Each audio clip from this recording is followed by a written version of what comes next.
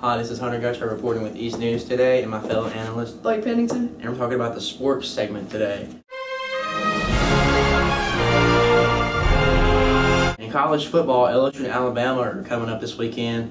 LSU's going to Tuscaloosa, playing the #1 ranked Alabama. I mean, it's just a very heated rivalry and just a rowdy stadium. Fans get loud, and I mean, it's going to be a good game. LSU playing Tuscaloosa is going to be a harder game, but Nick Saban and Les Miles are going to have to pull something out of their house to win this game. Yeah, I mean, LSU's 13 ranked, lost to Ole Miss the weekend before it last, but I mean, they just got to pull something out of their hats and come in and just play some good ball. I mean, they played an easy team this week, but they played Furman. It's an easy game, just kind of like practice for them. Come in, just run through all their plays and keep stuff going. And knowing how LSU plays, I think they could pull an upset, but Alabama's got the edge knowing that they have a great coach. Well, LSU's got a great coach, but Nick Saban, he's a very good coach, probably the best in the college league right now, and he knows that they've lost to an Ole Miss team and also a Georgia team, so they could pull the upset, but LSU still might have an edge. Yeah, no. Well, I mean, Everett Golson from Notre Dame comes in. He's 6'2", Fighting Irish come out, and Everett Golson, he can't really play for this fall semester because he was cheating on a test. And he comes out and he admitted to it, and he said, I used poor academic judgment, and he's just out for the fall semester. He'll come back in the spring, start practicing, get back in shape. That's going to hurt the Notre Dame's quarterback staff. That's going to hurt Notre Dame big time. I mean, because they aren't as good as they were when they lost some key seniors last year, and I mean, Everett Golson just got to come in. Well, we're losing Everett Golson. I mean, their second-string quarterbacks just got to come in and play ball.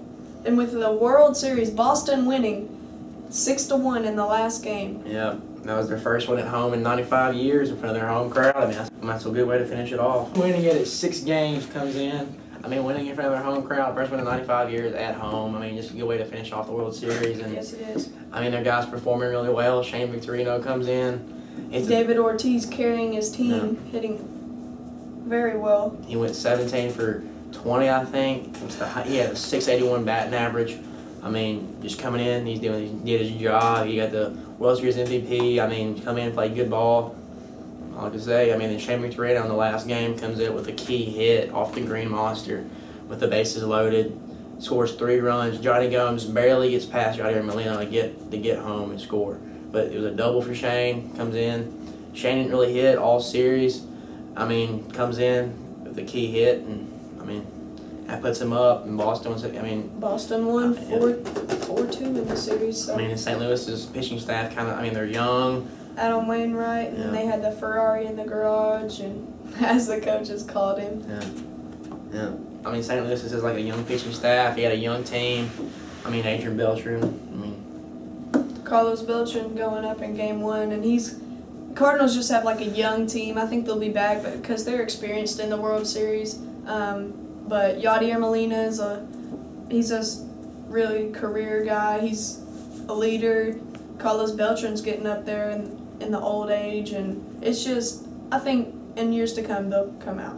Yeah. Well, that's all day for East News, and this is Hunter Gutcher signing off with Blake Pennington.